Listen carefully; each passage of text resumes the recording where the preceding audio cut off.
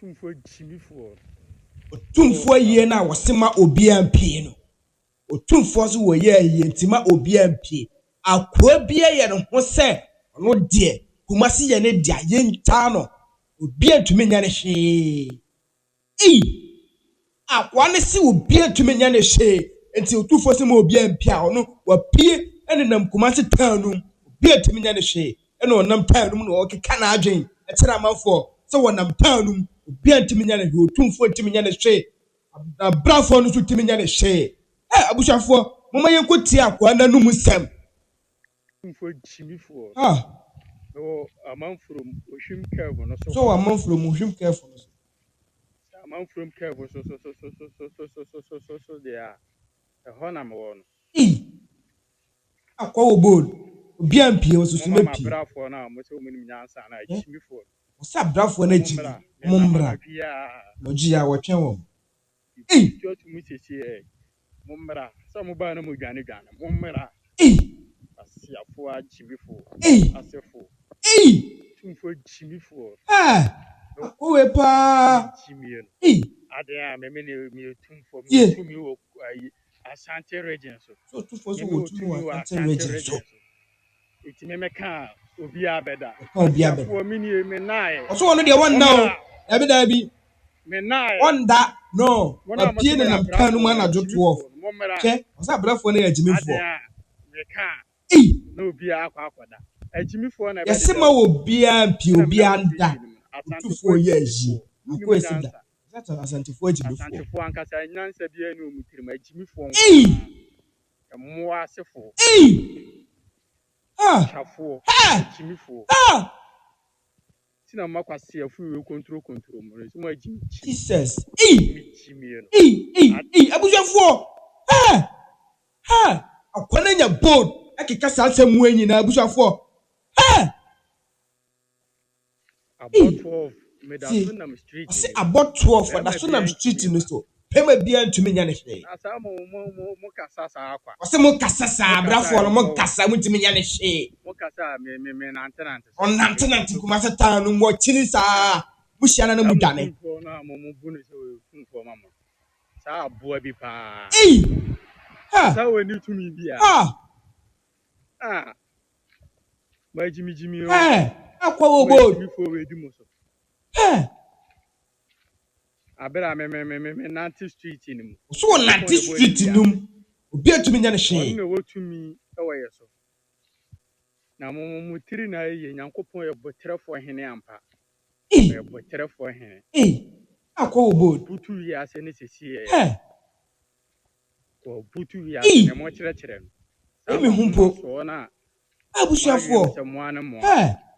Nyankopon butu ya ase. Akwa obod. Eso wonam town mu anajo. Wonam. So watini sa obi antimi nya ne hwe. Kase embutu ebebutu. Hwe. Na ni nyina Nyankopon domo. Akwa so watini town mu sa wonam ba bia fofo hia. O si abrafo na abrafo lu dwane. Abrafo dwane o mu na mpaboa. Adan. Yene di nachi. Akwa obod. Ye wo so ono nko akora muntumi. Ono nko nipa ba ko muntumi. Udane. Jimmy no me nyina akwadeda. Ye Nyankopon ne boni. Tese ya yakwada ne de wo si ya Jimmy o. Ye na yakwada ye Jimmy ne yakwada. One onda. Masi ane dia. Tu wo chini unam town no. Obi anda ono de onda. Dabi. Na me say commander. Ono na ekuro wura. Obeda asha no so. Utimi sha no so. No. Asefo. Aboa. Utimi de meti. Nho asereo. So obi antumi fa ne ti. Enya yie. Utimi twa ne ti. So mo mbra me twa ne ti wonam town mo twa ne ti. Na mo fa kwae de mo koye. Obi antumi nya ne hwe. Akwa wo bold. Abusia, na me say oye video ni wie no start post to ni page. Tu kwa the page me daily page me no post. Obi antumi nya ne hwe. Na o post here me say abusiafo. Abrafo no so aye adwuma pepepepepepe. Pensima. Mo ye hwe de to no. Abusiafo.